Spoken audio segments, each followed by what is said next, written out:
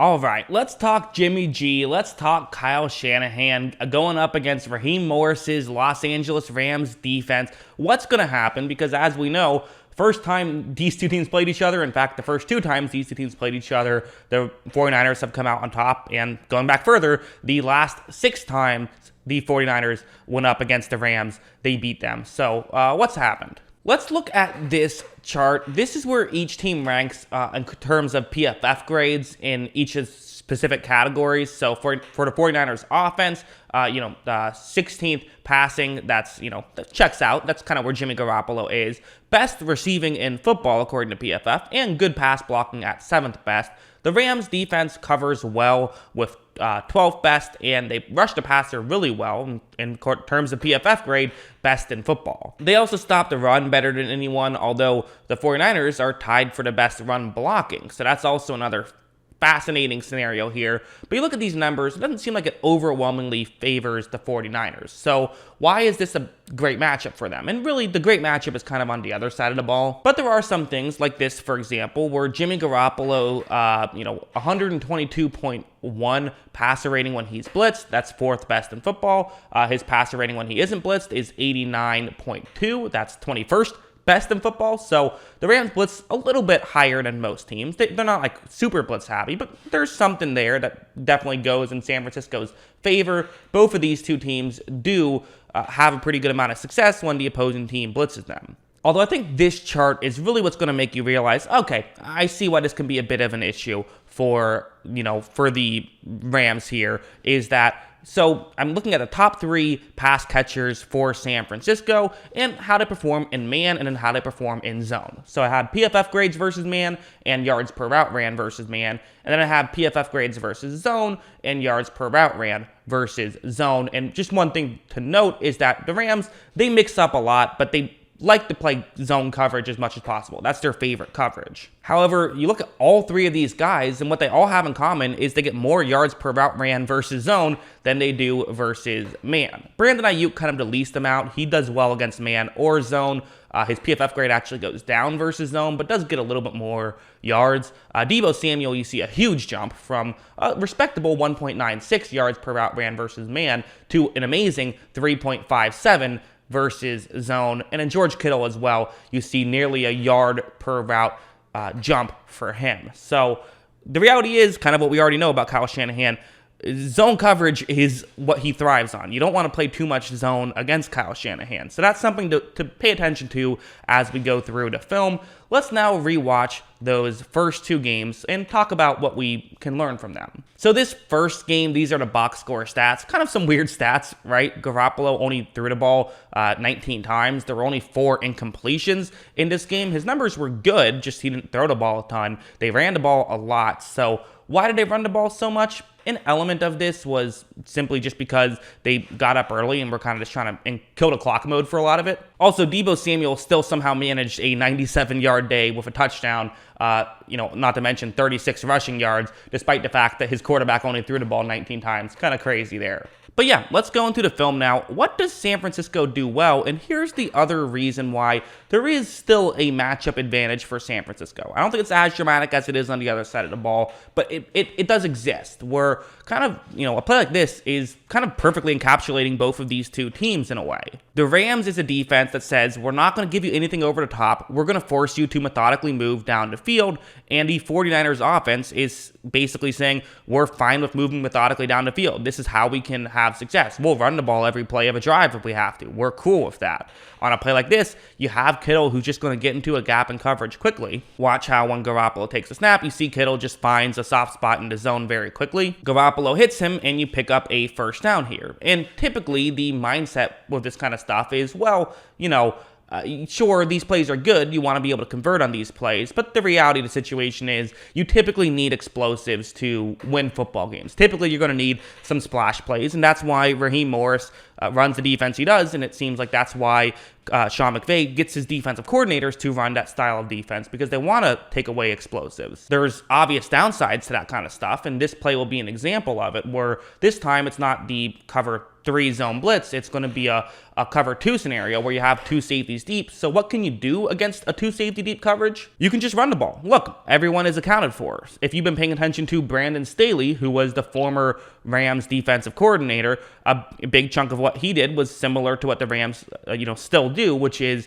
run a lot of cover 2, run a lot of cover 4, and teams will be able to run the ball effectively on you, but that's okay because you'd rather them run the ball on you than throw the ball on you. Look, the 49ers are going to be able to run the ball somewhat effectively, although, again, the issue with doing that against the Rams is they have guys like Aaron Donald and Von Miller, so it's not as easy to run the ball, even though you can have a guy to block everybody. You also have to then block everybody, which is a lot more difficult to do against the Rams than it is against the Chargers, which is why the Rams had a lot more success stopping the run than the Chargers did, even though the scheme is similar. Let's also talk about a play like this, because to understand the 49ers, first you have to understand just like football and what you typically expect from teams, and then you have to realize that they're going to do the opposite. They're a team that thrives off of you making mistakes. They're very much we're going to do things a little bit differently because you're used to playing one type of way, and now you only have 1 week to prepare for how you're going to have to play us coming up. This is going to be a pitch to the bottom of the screen, but you have that edge rusher who I've circled who's going to be unblocked right here, and watch what happens. When Garoppolo does throw this back, the edge rusher just can't get there in time, and you're able to pick up a decent gain there. You gained an extra blocker on that play. This is what San Francisco will do to you. They'll trick you. They'll fool you. They'll make you look silly at times. But maybe the one advantage, if you're a Rams fan, is you're saying, well, our guys have seen this now. You kind of can't really prepare too much for going up against Kyle Shanahan, because his whole thing is that he does stuff that you're prepared for, but he does it differently. However, after playing him a few times, and a lot of these guys have played him a number of times, the more you play him, the better. So I do think that that is a factor. I think one of the things we really saw from that first game was we've seen this in both games actually, but it was maybe even more prevalent in the second game, but we saw in the first game as well, where the Rams tried to play some man coverage, and San Francisco said, okay, that's fine. We have ways to beat that too. The route you see on the screen, the one that I've circled, that's going to be Deebo Samuel's route. It's a good route against man.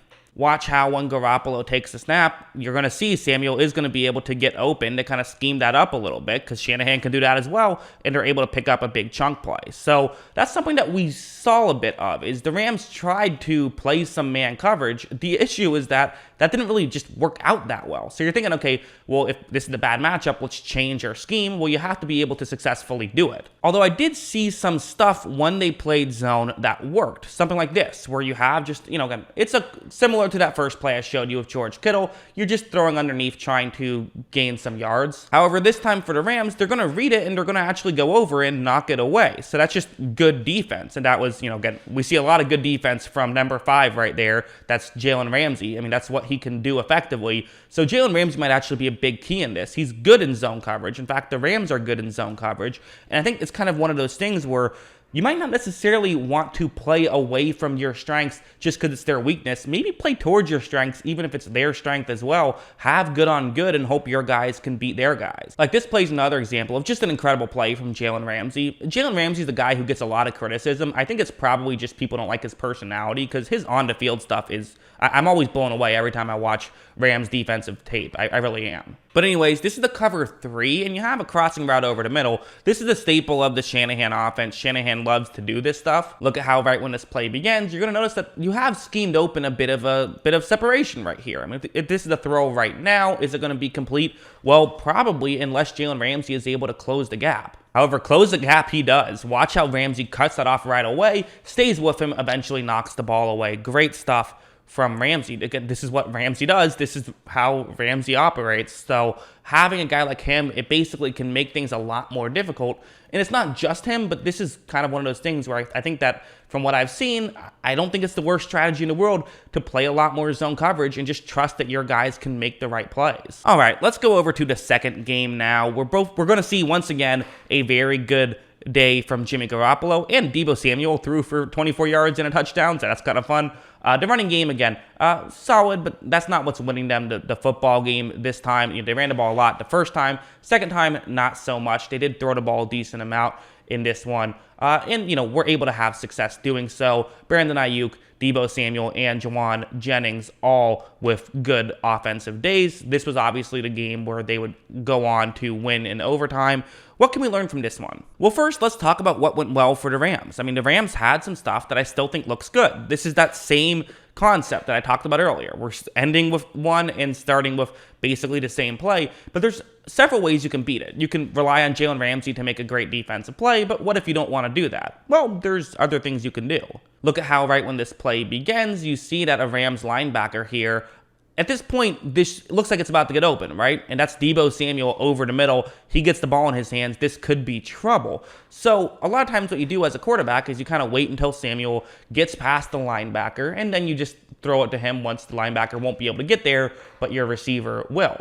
However, watch the linebacker just drop back and play the receiver. He plays Samuel there. Garoppolo then couldn't throw it and eventually lost the football there, got sacked and fumbled. The 49ers recovered, but still, that's kind of can show that, hey, you can cover this stuff up and good stuff can happen. That can create sacks and things like that. It's not always going to create sacks, but can at least take away a first option. So doing stuff like that can be an effective strategy to beating Kyle Shanahan. And also, let's show this play. This is in the running game where you still have to worry about number 99, Aaron Donald. Yes, okay, you're Kyle Shanahan. You can scheme this stuff open. You're so good. Well, you know who else is good? Aaron Donald. Watch Donald just be able to sidestep. I wonder if this was a twist. I'm not exactly sure, but he's able to read that play out quickly and make a quick tackle for a loss. So he's someone you have to worry about. When you run the football, as often as the 49ers want to run the football, that is something you have to deal with. Meanwhile, for the 49ers, who, like I said, they want to run a methodical style of offense, well, they can do that. They've been effective at doing that. You can do stuff like this, which is wide receiver screens, and they're going to get offensive linemen involved, which is a great way to beat this Rams defense. Watch how when Garoppolo takes a snap, he hits Deebo Samuel, who's so good at wide receiver screens,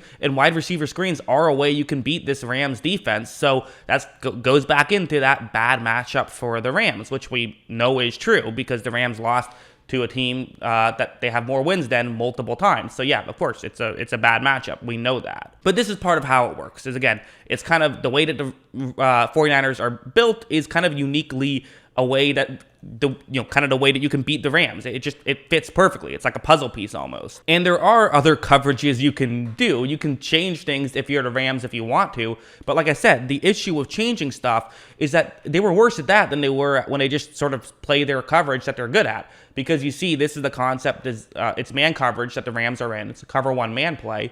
And the 49ers can just run stuff where they can, these are good routes against man coverage and they can win these consistently. Look at how right when this play begins, you're going to notice that. I mean, this is Jawan Jennings who's going to get wide open and pick up a decent gain right there. So that's stuff you do have to avoid if you are the Rams. Is you have to find a way to avoid that stuff because, the reality is the 49ers are going to be effective at really whatever coverage you run. So I kind of think just do what you're best at. One final play, this one, look at what's happening. So right here, you see that there is a corner who has a decision to make. This is Darius Williams. He's kind of staying further deep. Does he stay with the deep route?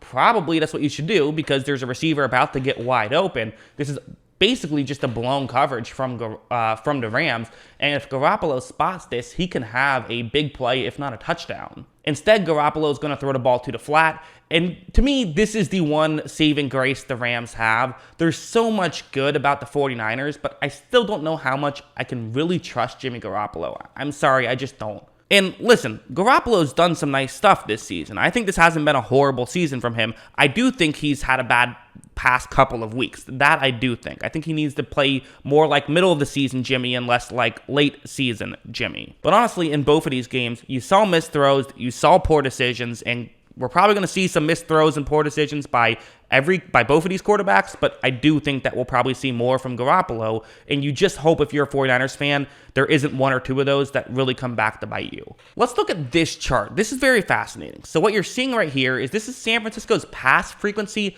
over expected this season, and this is including the playoffs. And you see that, basically when it says minus any percent, that means that, so for the all plays, it seems like the average team will throw the ball on all plays around like 60-ish%. So for San Francisco, if they only throw the ball on all plays 53% of the time, that's -7, and that's the bar at the bottom. So that's really the main one to look at. But, you can see some of this other stuff, like, okay, on 3rd and 1 and 2, they heavily run the football way more than other teams do. That's kind of interesting. On 3rd and 3+, they are average. Okay. Look at this chart now. This was their Week 10 game when they played the Rams, and you see that they ran the ball 20% less than expected. So they ran the ball a lot in this one. Also, in the Week 18 matchup, they ran the ball a lot. 14% less than expected. So they're already a team that doesn't, throw the ball too frequent, but they throw the ball a lot less when they play the Rams. So that's another notable thing. This will probably be a game that they spend a decent amount of time with running the ball. All right, final prediction. So first, let's talk about just, the stats, and then we'll get into my prediction. So the first game, the 49ers scored 24 points in 8 possessions. Again, that's not 31 because 7 of those points were due to a pick 6.